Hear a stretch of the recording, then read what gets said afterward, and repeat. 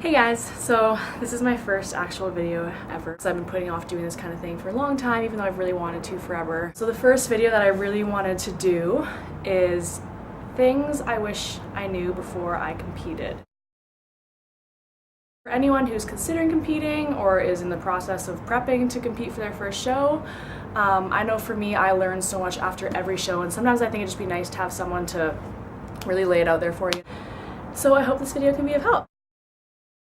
I have a decent amount of people ask me about what my experience was like and what they should expect if they decide to compete themselves for the first time.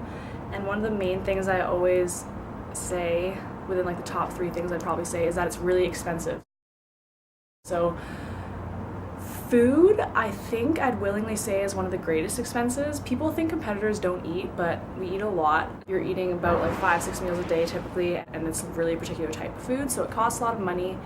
Having a coach obviously costs money, but some people, they have the one-on-one training all the time, they do frequent posing sessions all the time, they have updated programming that they get done all the time. So just be aware that that will also cost you quite a bit as well. So for the ladies, there's hair, there's makeup, there's tan, there's suit. Suit rentals are good because you can get nice suits for $200, which you rent them for the one day. If you're buying them, they can be anywhere from that up until the thousands. It really depends. So that also is a price that people aren't usually expecting until they realize oh, I have to get a suit, and they go check it out. It's holy crap. Shoes, so we also need to wear heels. I mean, I love competing, and for me it's worth it. I don't blow money on other crazy things. I learn so much from it every time. It totally depends. I mean, it's definitely worth the experience if you feel you're really adamant to do it. Just be aware that it does cost quite a bit of money. The second point that, people know, but I think it's hard to really realize until you start, is that when you compete, it's basically the center of your entire life. So it will take up a lot more time, I think, than people anticipate, especially depending on, once again, your programming. If you're doing a lot of cardio, some people are doing fasted cardio in the morning, plus a workout and cardio in the evening. That depends on the person, but it will require a lot of sacrifice in that social events. Even if you can attend them, you won't be able to eat maybe what's there. For me, I have a huge family, half of which is Filipino, and they eat tons of yummy food. And so, for example, I couldn't really go to many of those things, and even if I could, I would just bring my own meals, and I wouldn't be able to really participate in that aspect of the get-together. Just be aware, it does take up a lot of time. Your whole life essentially revolves around it. You're thinking about it all the time. You're planning for it every single day, every minute of every day. And it is consuming. You will have to plan your life accordingly, otherwise it'll be really tough. And if you're a social bunny who likes to go out every weekend, it's not, you can't be drinking. This third point may not get everyone the right way, but I'm gonna say it anyways. So until I entered into the competing world, I guess I was just naive to how many ways there are of going about it. And by that I mean supplement use. Everyone has a different way, and to each their own, and that's totally fine. But I think you have to just focus on yourself and not worry about others, because sometimes it can be discouraging. You're looking at other people and you're comparing yourself, and you'll be tempted to just look into other things and be oh, that's not so bad. Just know where you stand as a person, know what you feel comfortable with, and that way no one can persuade you otherwise.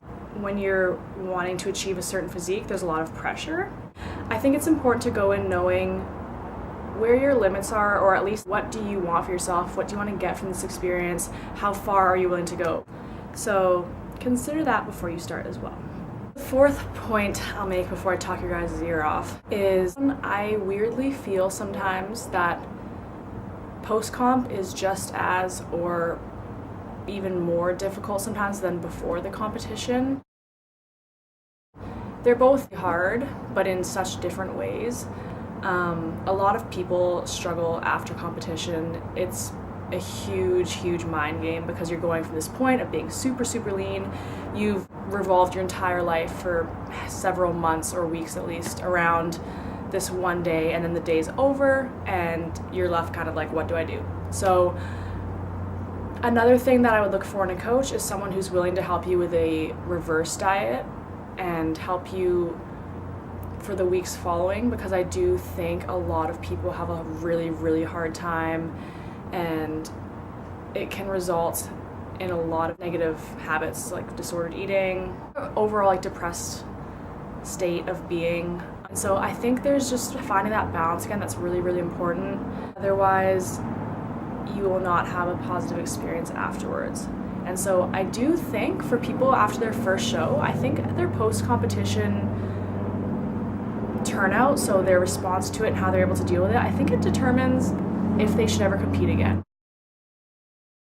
A lot of people who don't do well at all after, and then they just decide to like jump into another show, and I find it really concerning because it's kind of sacrificing your mental and overall physical and health and well-being. And so just beware for who's coaching you, to get them to help you at least after show as well with a diet and with how to train, and get them to give you an idea of what you should be doing. And if not from them, seek out from someone else to guide you through that, because I do think it's super important. Last point is find a coach and just surround yourself in general with people who are going to be there for you. My coach is amazing, and I know that I have nothing to worry about when she is helping me. And it's just a huge relief to have someone who's like that, because there is a lot of stress and pressure come show day, especially when you're like in peak week in that last 7 days. There's a lot to think about, and having someone who will do that for you and take that stress off of your back is amazing. I really recommend someone who's going to do that for you. So take your time to look into coaches and do your research and find someone that works for you. Everyone's different, so it may be a little bit of a trial and error process, but find someone who genuinely really cares, and is ultimately having a coach that cares about you and who cares about your success will just lead you to good places, and it will make you feel better in the long run. So find someone who supports you the same way you support them.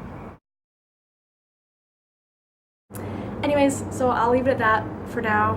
Thanks for listening. This is my first YouTube video ever, and it was super scary, but I'm glad I did it. I'm hoping for more to come, so I appreciate you guys, and I'll talk to you soon.